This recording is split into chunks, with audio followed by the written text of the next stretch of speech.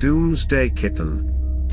It was a typical Wednesday evening when Jack, a self-proclaimed doomsday prepper, found himself stuck in an elevator with a strange woman named Emily. As the two of them waited for the power to come back on, Jack couldn't help but feel a sense of panic rising within him. He had always been prepared for a disaster, but he had never expected to be trapped in a small metal box with a complete stranger. "So, what do you do for a living?" Jack asked, trying to make small talk in an attempt to calm his nerves. "Oh, I'm just a Japanese kitten," Emily replied nonchalantly. Jack stared at her in disbelief. "Come on, be serious. What do you really do?" But Emily just gave him a playful smile. Jack couldn't believe what he was hearing. Was this woman for real? Or was she just trying to play a prank on him? He decided to play along, hoping that she would eventually come clean and admit the truth. "Okay, let's say that you really are a Japanese kitten. What do you do all day? Do you chase balls of yarn and play with laser pointers?" "Of course," Emily replied, her eyes lighting up. "Those are some of my favorite activities. But I also like to nap in warm sunbeams and purr whenever I'm feeling content." As the minutes ticked by, Jack found himself becoming more and more fascinated by Emily's story. Despite her quirky belief, she seemed completely sincere in her identity as a Japanese kitten. He couldn't help but wonder what had led her to develop such a unique coping mechanism. Just when Jack was about to ask her more about her background, he heard a faint humming sound. The power was coming back on. He let out a sigh of relief and hurried to press the button for the ground floor. As the elevator descended, Jack and Emily chatted more about their lives. Jack told her about his journey as a doomsday prepper, and Emily shared her experiences as a Japanese kitten. By the time they reached the ground floor, Jack felt like he had known Emily for years.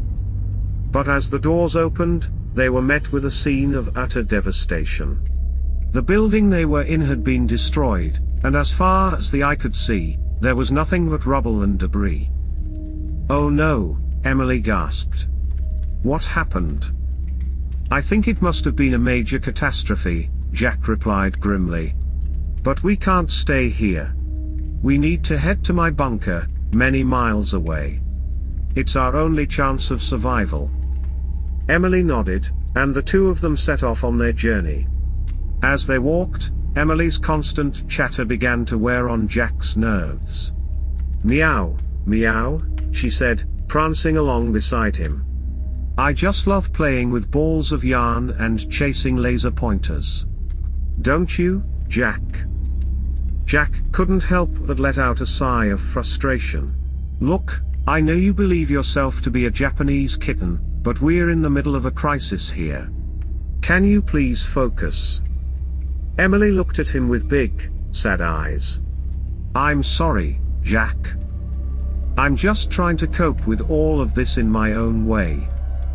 Feeling a sudden surge of compassion, Jack put a reassuring arm around her.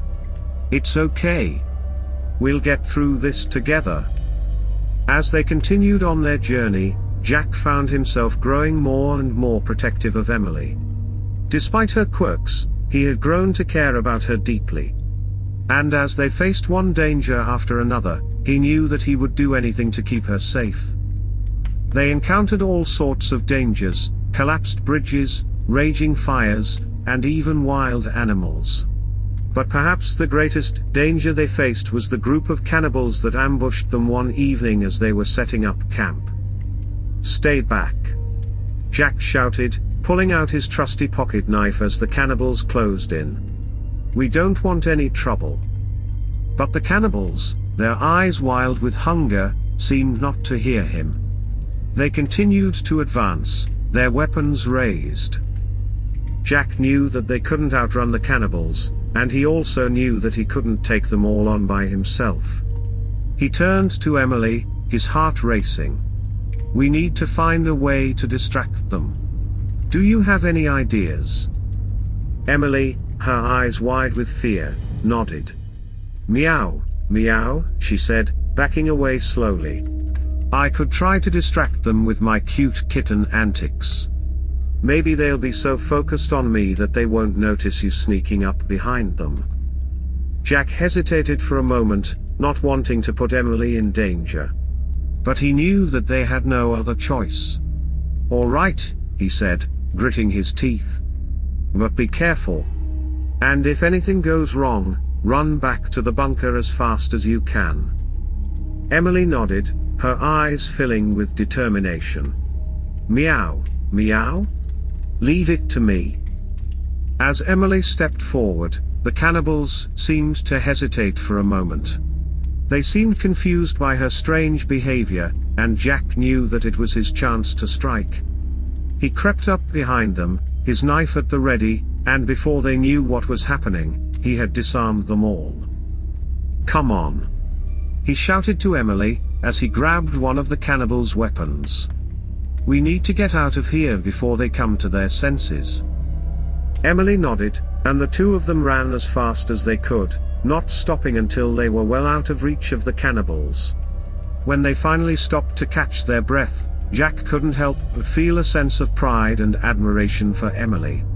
Despite her fear, she had stood up to the danger and had even helped to save their lives. "You were amazing back there," he said, giving her a hug. "I don't know what I would have done without you." Emily blushed, her eyes shining with happiness. "Meow, meow? It was nothing. I'm just glad we made it out of there alive." And as the two of them continued on their journey, Jack knew that he had found a true partner in Emily, the woman who believed herself to be a Japanese kitten. Together, they were unstoppable.